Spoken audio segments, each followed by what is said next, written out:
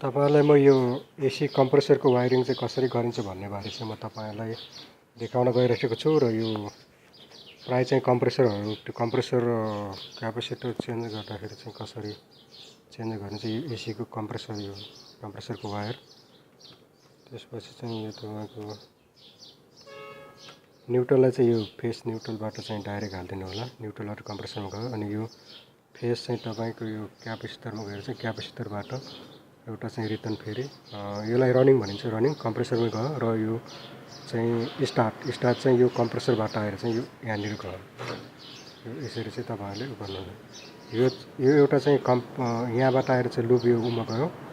कम्प्रेसरमा गयो यो रनिङ हो र यो कमन यो ब्ल्याक चाहिँ कमन त्यसपछि यो चाहिँ स्टार्ट यसले चाहिँ स्टार्ट गर्छ क्यापेसिटरले चाहिँ यो कम्प्रेसर स्टार्ट गर्छ तपाईहरुको